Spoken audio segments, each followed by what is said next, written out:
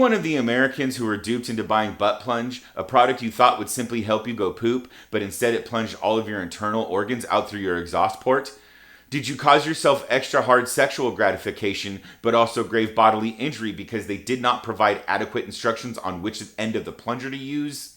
Then call me, attorney Barry M. Larker at 1-888-LARK-LAW, because honestly, even though what's going on beyond your waist is truly, verifiably disgusting to me, I'll still fight for you. So let me get butt plunge to give me lots of money, of which I will keep a very large, substantial portion, and will give you the scraps of it, and then you'll be like, wow, my pain was worth it because I got a little extra money to spend this month. Thanks to me. Live from somewhere you're not, it's KPBC News with your lead anchor, Anchor Cat. Greetings, I'm Anchor Cat, and this afternoon our entire computer network caught fire, so these are the stories we could cobble together using my old Tandy 1000 TX computer from Radio Shack. In our top story, the Centers for Disease Control reminded Americans that the COVID-19 pandemic is still ongoing, and that good hygiene and vaccines and boosters are the best way to protect yourself from serious infection and disease. However, the CDC also reiterated that even outside a pandemic situation, Americans should still be washing and sanitizing their butt plugs after each and every use, despite the fact that it doesn't appear COVID-19 is transmissible via plug-to-butt contact. We'll follow this story closely and bring you any updates you might need. Let's check in with Austin Sleet and see what the weather's going to be like today. Austin? Well, Anchor Cat, I'm not really sure. Why's that, Austin? I haven't opened up my office window yet to stick my hand out and feel the weather. Wait, you're telling me that you don't use all the advanced weather prediction software the station just bought for you? You just stick your hand out the window? No, not usually, Anchor Cat, but you know that real big jerk in IT that is super mean to everybody, but we can't seem to be able to fire him because he just so happens to be Chemtech's CEO's cousin, and Chemtech just happens to be the largest company in our corporate conglomerate ownership group? Yes, of course, Asshole Pete, as we call him. Yeah, Asshole Pete. And when I got into work today, someone from IT had taken my computer with all that advanced weather prediction software on it, wiped it, and replaced it with an install of Windows ME, and the only other applications on it were Minesweeper and King's Quest V, which I still can't get all the goddamn points for. Yeah, that Asshole Pete really can be quite an asshole, Austin. Well, see if you can get your hand outside the window before our next weather segment. In our next story, a federal appeals court in Oregon has ruled that as long as Ted Cruz is fertile, the abortion pill should be legal, safe, and easily accessed. Let's take you out now to Flat Gulch, Oregon, where reporter Darren Barron has more on this story for us.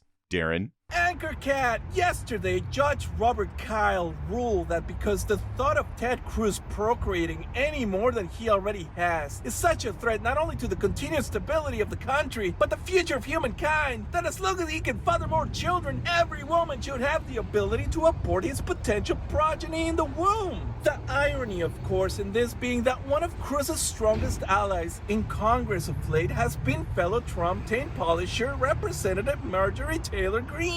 And she herself actually is a botched abortion. Legal experts I've talked to said this ruling will almost certainly be appealed and eventually reach the Supreme Court, where it's presumed the 6-justice stolen majority will overrule it, paving the way for a future full of Ted Cruz's offspring. Viewers at home should note that there are several hotlines and online services they can avail themselves of should the thought of Ted Cruz having sex or having more babies cause them thoughts of suicidal ideation. From here in Flat Gulch, this is Darren Barron. Back to you in the studio.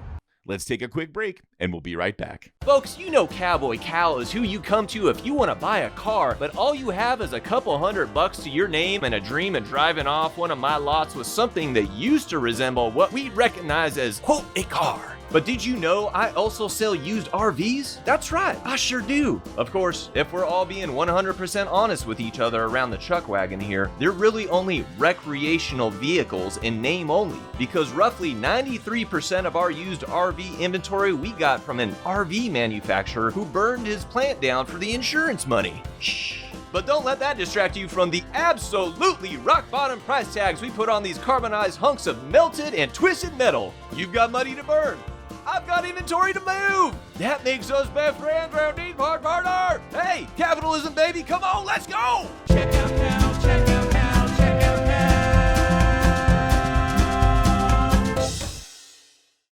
Welcome back. Senator Ted Cruz told reporters today that he has not and will not watch the new Margot Robbie film, Barbie. Cruz said that he not only objects to the film's, quote, woke agenda, which he couldn't show any evidence of because he hasn't seen it, but for a more personal reason as well. Cruz lashed out at the film's directors for not calling him when casting was being done for the film because he feels he is perfectly equipped to play Ken, given that he and the real-life Ken dolls have the same genital shape. Heidi Cruz, Ted's wife and the woman Donald Trump identified as ugly so that Ted would lick his balls harder, released her own statement saying she agreed that Cruz's genital mound should have made him the frontrunner for the role of Ken. Senator Cruz told the press that if the GOP retakes the White House next year, he'll ask whomever the president is to open an investigation into why, quote, woke Hollywood liberals prevented him from making his big screen debut. Staying in the entertainment sector, despite grossing over $141 million domestically and $389 million worldwide in its opening weekend, conservatives in the media tried to paint Indiana Jones and the Dial of Destiny as a major flop as compared to the film Sound of Freedom, which has grossed a little over a third domestically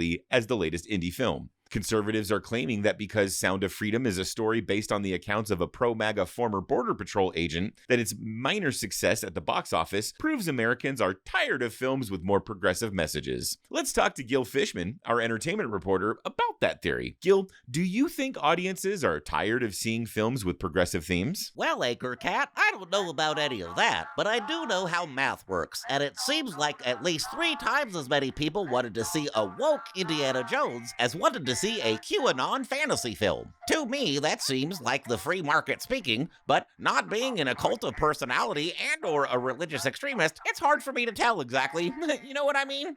I do, Gil. I do. And I bet our viewers do too. Let's take you out to Florida, where one woman is raising eyebrows for a letter she sent to her governor. Reporter Cal Baconberger is on the scene for us. Cal. 34-year-old Helen Smith is pregnant, and her local town is holding a special election in November when she'll still be just 5 months along. This week, we're told Ms. Smith sent a letter to Governor Ron DeSantis asking if she's allowed to vote twice in Florida, given that she's pregnant. We spoke to Helen's attorney earlier about this lawsuit. Cal, my client's just looking to see if there's an angle by which she can vote twice. Because in Florida, if she terminates the pregnancy for any reason now, she could be thrown in jail because lawmakers here consider a fetus a person. If my client can go to jail because of the fetus, we think it's only right and fair that she get to vote by proxy on behalf of that fetus. Merriman expects an answer from the governor's office sometime this week. From here in the nation's flaccid penis, I'm Cal Baconberger. Back to you, Anchor Cat. In our next story, results from a conclusive new scientific study show that Billy Corgan, lead singer of the Smashing Pumpkins, has a voice that is somehow more annoying than his ultra-libertarian political views, which are pretty comical coming from a rich white man. The study, conducted by the International Institute of Looking Into Shit, took only 5 minutes from start to finish, according to the team at the IILIS who performed it. Initially, my team and I were quite sure that the ridiculously privileged political views of Billy Corgan would be the most annoying thing about him. But honestly, once he started singing about being a rat in a cage or whatever the fuck, the study was completed and we knew. His politics are funny in a way, but his voice, well, it's quite possibly a terrorist attack on all our ears. And we'll be right back after this word from our sponsors. It's a big country out there, and only one retail behemoth has the infrastructure necessary to deliver what you need, no matter where in this big country you live. And now some products can reach your door with same-day Amazon delivery service. So if you live in Texas, Mississippi, Georgia, Idaho, or any of a handful of other deep red states, we now deliver coat hangers and bleach the same day you order them. You know, for whatever you might need coat hangers and bleach for. And don't worry, Florida, we see you. Not only can you get your coat hangers and bleach with Amazon same-day delivery, you can also get a fresh meth pipe too. So, what are you waiting for? Log into your Amazon account today and stock up on all the supplies you'll need for living in a Christo-fascist dystopia. Lots of banks out there will take your money, put it in a vault somewhere, and close the door. But then, you never get to see your money. It just sits there until you either withdraw it or they loan it out to other people and barely give you any of the interest they make from your deposit. Hello, I'm Clint Hollyhock, CEO of Big Giant Mattress Savings and Loan, and I started BGMS because I knew there had to be other people out there that would rather stuff every dollar they got into their mattress so they could open up their mattress and run their fingers through their cold, hard cash anytime they wanted to. And so far, I've pretty much been wrong. We've only got 6 depositors, and 4 of them live with me. Boy, would I like to have clients who aren't my wife or kids. So, won't you stop into a local BGMS branch today and walk out with your very own big mattress? Please? Please. I've sunk a lot of money into this, and my wife is convinced I'm an idiot, so please. Welcome back. Representative George Santos announced today that he has once again discovered a cure to previously incurable diseases. Viewers might recall in the past that Mr. Santos has cured both cancer and AIDS. But now, he's set his sights on something he thinks will get him in the good graces of a certain former, daughter-lusting, criminally indicted president. Reporter Bert Thompson was in D.C. for Santos' announcement. Bert? Thanks, Anchor Cat. Just about an hour and a half ago, Representative Santos announced that he had cured diarrhea. Or at least, the diarrhea one gets after eating nothing but Big Macs and McNuggets for 4 days straight. Santos said he was asked to research a cure specifically by former President Donald Trump, who Santos said expressed gratitude for the work that he did in fighting Two-Face and the Riddler. Mr. Santos said he expects to be tapped to be Trump's vice presidential pick, and the congressman from New York thinks the two could run the executive branch from jail, even if they're in separate prisons. From Washington, D.C., this is Bert Thompson. Back to you, Anchor Cat. In our next story, Joe Manchin, Mike Pence, and Robert Kennedy Jr. are all reportedly in talks to form a new political party, and 2 of them would run for president and vice president, while the other would receive a cabinet position. Though details are being kept under close wraps, rumors are that the party will be called the Bullshit Party, and will run on a platform of, quote, being the fuckfaces nobody wants near the White House. We'll talk to our presidential historian Steve Kearns-Goodwin about this in our 10 o'clock hour. We have an update for you on the missing kitten we reported last Tuesday. The kitten has been found. However, tensions are high because in the time between when we first told you about the story and now, the kitten has joined her captors, a team of highly trained paramilitary operatives who are on the FBI terrorist watch list for farting in elevators and pushing every single button on their way out, and is now fighting alongside them. Authorities are asking anyone with information as to the whereabouts of the kitten or the terrorist cell to contact them immediately. Next, conservative country music star Jason Aldean recently released a song called Try That in a Small Town, in which he blasts liberal American politics and praises small conservative towns. In response, progressive country singer Mickey Arnold released a song called Keep Your Burning Cross Out of Our Big Liberal City, You Cousin Fuckers. We'll have our entertainment reporter provide us with an update next week as to which song is doing better in the charts. In criminal justice news, former one-term, twice-forever impeached, indicted co-conspirator and legally liable rapist Donald Trump announced via Truth Social recently that special counsel Jack Smith's office had informed Trump via a letter that he was the target of a criminal investigation stemming from his attempts to keep himself in power after he'd been told numerous times he'd lost the 2020 election, and pushing such claims amounted to fraud. In response to the letter, reportedly Trump's sons were so outraged they demanded that retail giant Walmart send their daddy a letter too. When it was explained to them that the Target letter in question wasn't from the Target chain of stores, Eric Trump grabbed his blanket and started crying, and similarly, Donald Trump Jr. coped by doing cocaine off of Kimberly Guilfoyle's ass and crying uncontrollably. It's time again for sports with Fred Fritz.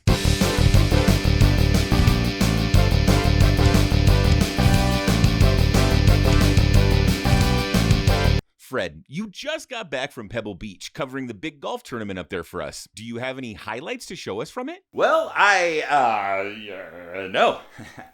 That's not like you at all, Fred. Why didn't you get any footage of the golf tournament? Oh, I got the footage, Anchor Cat. Then why can't you show it to us, Fred? Because Asshole Pete snuck into the editing bay last night and wiped all my tapes with footage from the tournament and replaced them with episodes of Alf. Yeah, it was a hilarious sitcom, but this joke is not fucking funny. I see. Asshole Pete strikes again. Anchor Cat, are we ever going to be able to fire Asshole Pete? He really is an asshole, isn't he? Oh, he's most definitely an asshole, but he's also related to Chemtech CEO, so... So just let it go before I get blamed for the missing footage and asshole Pete gets me fired instead. Yeah, pretty much, Fred. Recently, the Republican National Committee announced that Donald J. Trump would be eligible to participate in any of all of the party's televised presidential debates of the 2024 election season. It's unclear at this time if Trump will do what he did for the first debate and skip it while doing an interview with Tucker Carlson. However, the RNC said that it is open to him participating via Skype from federal correction institutes should he be in jail by that time. However, we do know that he'll square off against Nikki Haley, Vivek Ramaswamy, Chris Christie, Tim Scott, and Ron DeSantis should he participate in any of the further debates. Reportedly, DeSantis has indicated he will not participate in the debate unless he is allowed to use both lifts in his go-go boots and stand on a stack of phone books so viewers at home can actually see him behind his podium. The GOP has also asked every candidate who comes to the debate to sign a pledge to call Heidi Cruz ugly before the end of the primaries. Speaking of fragile mayonnaise-tinted conservatives, Matt Walsh recently opined that the new Disney remake of their classic Snow White animated film is woke because Colombian-American actress Rachel Zegler was cast in the titular role instead of a flaming cross and a white hood, as Walsh told his podcast audience he would prefer. Mr. Walsh said the recasting of Snow White as a person of color is the biggest insult to white Christians, quote, since they tried to tell us Jesus wasn't a blonde-haired, blue-eyed guy, unquote. In a related story, Walsh's wife was spotted last week at an Apple store buying an Apple tag that she said she hopes can use to help her husband find her clitoris. We'll keep viewers abreast of Mr. Walsh's attempts to sexually gratify his wife at a later date. And let's pause right now for a brief word from our sponsors. You already love Johnny Hot Cogs because we slaughter the chickens you eat just after you order them. And for a limited time only, you have another reason to love Hot Cogs. 3 for $3 Thursdays. Buy 2 sliders of Cog buckets at regular price and get a 3rd slider of bucket for the same regular price too. We'll see you soon. Hi kids, it's me, your old pal Fred, and I just wanted to tell you all something kind of important. Here in America, you can belong to any cult you want to belong to. That's right, we have freedom of religion here, and that means if you want to believe that a D-list celebrity and former game show host Nepo Baby Failson, who is paid for God knows how many abortions, was handpicked by God to lead us into a new era of Christian morality, you can do that if you want to. It means you can believe that God wants you to be mean and bully trans kids, if you want to. It even means you can believe that all of us who don't believe like you are going to rot in hell for all eternity. You can believe all that stuff you want to. And you know what else? The rest of us can point and laugh at you. We can vote against you and even vote to remove you if you start to use your cult as the reason why you're forcing things on us. Because we don't have to belong to your cult. That's the beauty of America, isn't it, kids? You can believe all the kooky, racist, ignorant, obsolete, stupid crap you want, and the rest of us have every right to make fun of you and slam the door in your face when you try to groom our kids. Oops. I mean, witness to them. So remember, kids, your cult is your cult, and literally nobody else has to abide by your weird rules. Okay, see you next time. I think every conservative evangelical Christian should boycott the Barbie movie. I agree with the Republicans in Congress like Matt Gaetz who are already doing it. But as much as I hate woke, that's not the only reason I'm boycotting Barbie. The other reason is Ken. My whole life I've been jealous of what Ken has between his legs, and now Holly weird liberals are just haunting me with it. So you know what? I'm not going to play their game. I've made peace with it, and I've done a lot of work to accept what I have in my pants and not compare it to what Ken dolls have. Staying out of that theater and not watching Barbie will make sure I don't fall off that wagon. I mean, I'm from a small town, and I don't think it's weird that people who were oppressed and beaten by cops for decades got sick and tired of it and burned shit down. I'm from a small town, and I don't think Antifa is a bad thing because I don't like what the FA stands for in it, so I'm pretty pro-Antifa, actually. I'm from a small town, and I'm not a hateful little bigoted piece of shit too scared to accept that outside of my little podunk town, Americans live their lives however the fuck they want to. But what do I know? I don't really like country music, and I don't ever have sexual feelings about my sister, so maybe something is just getting lost in translation. Welcome back, everyone. Every week, we like to bring you an update on how many people the war on drugs has successfully kept from taking drugs if they want to take drugs. We're just waiting for the statistics to update from the DEA, and yes, my producers are signaling we have the data now. According to our numbers, which are now updated with this week's statistics, the war on drugs has stopped approximately 0 people from smoking pot, doing a bump, or even trying heroin. Tune in next week to see if that number changes. Next, during a recent House Oversight Committee hearing, Congresswoman Marjorie Taylor Greene, a Republican, held up sexually explicit images of Hunter Biden and an unnamed woman. Many have called for Greene to be admonished or even censured for her behavior. However, there is buzz on the Hill that Mr. Biden is considering responding in kind and publishing revenge porn of Ms. Greene. The sticking point, though, seems to be that Biden and his legal team are unsure which social media platforms allow videos of horse fucking. We'll keep you posted and updated on the progress of this story. Next, congressional aides for Republican Representative Thomas Massie are denying reports that are surfacing now in several publications. According to those reports, a source within Massie's inner circle is urging him to come clean with the American people. Reportedly, the libertarian pro-MAGA congressman has been hiding from his constituents the fact that he's not actually human, but is instead a penis with weird hair and glasses. Political analyst Roy Porkpod joins us now. Roy, what are your thoughts? That he looks like a penis with weird hair and glasses, Anchor Cat. Well put, Roy. I never thought of it that way. Next, we showed pictures of Hunter Biden's penis to 100 people who said they voted in the 2020 election. While none of them said they would have changed their vote to the fascist, rapey, racist guy if they had seen it before the election, many of them called it, quote, creepy and weird that we showed them the picture and told us it was, quote, none of our business, unquote. In a related story, 2 of our interns are now under arrest for distributing revenge porn. It looks like we have time to grab an update from our surf reporter, Johnny Buttdust. Johnny, how are surfers finding the surf today? With Google Maps, I think, Anchor Cat. Thanks, Johnny. In our final story, Amjet Airlines has announced a new frequent flyer miles program. Already, the program is generating buzz, especially on the right, where it's being blasted. Reporter Burgess DeVito interviewed Kyle Williams, CEO of Amjet, about the program for us. Anchor Cat, Mr. Williams told me that he thinks the Mega Miles program is a good idea and a sound business decision. Burgess, Amjet's always tried to stay out of politics, and this isn't a political thing. The simple truth is that if Republican governors are going to keep kidnapping migrants, their states are going to pay for those flights. And while I understand their arguments, our long-standing rule has been that the passengers doing the flying get the miles, not the fascists footing the bill. As you can see, Anchor Cat, Mr. Williams is not backing down, and the Mega Miles program is likely here to stay. Unless Republican governors suddenly stop being racist towards immigrants, which the mathematicians I've spoken to tell me is less likely to happen than Ben Shapiro identifying his wife's clitoris out of a lineup. Back to you in the studio, Anchor Cat. Thanks for that report, Burgess. And that's going to do it for this broadcast. From everyone here at KPBC News, I'm Anchor Cat. Thanks for tuning in. But not thanks so much, because sometimes some of you guys send us emails and we're like, hey, what the fuck is your problem, man? Anyway, see you next season, everyone.